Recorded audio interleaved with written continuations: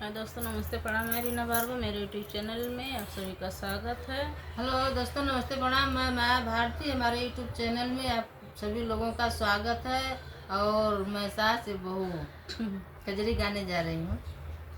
बहुत बढ़िया कजरी है।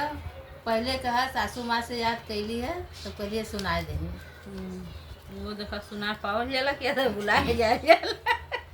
गरवा में बानी के हो गुदरिया, गरवा में बानी के हो गुदरिया, राजा बनवा के गई नैना, गरवा में बानी के हो गुदरिया, गरवा में बानी के हो गुदरिया, राजा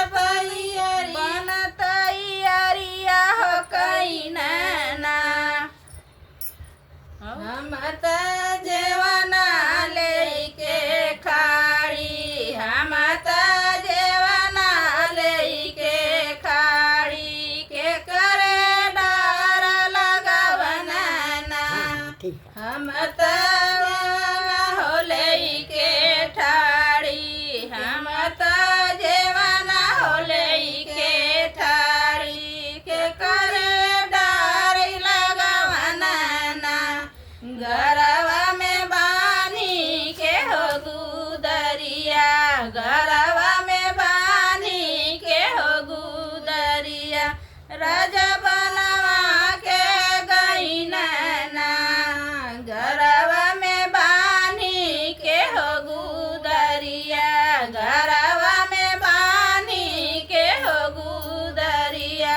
राजा बनवा के गई नैना, हम त गेरुआ लेके ठाड़ी, हम त गेरुआ लेके ठाड़ी, के खरीदारी लगवना ना, हम त गेरुआ लेके ठाड़ी, के खरीदारी लगवना ना,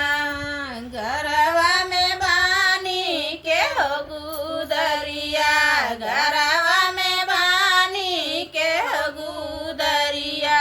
राजा बनवा के गई नैना, हम त बीरवा लेके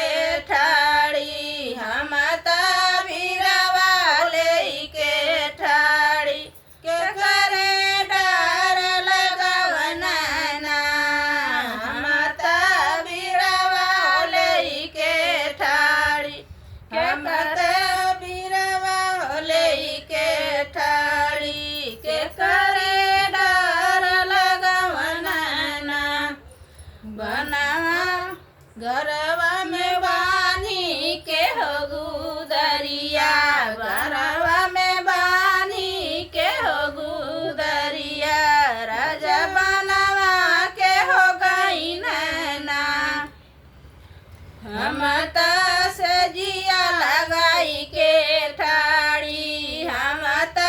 सजिया लगाई के हो ठाड़ी, के करे डर लगवना ना, हम त सजिया गई के ठाड़ी, हम त सजिया लगाई के ठाड़ी, के करे डर लगवना ना,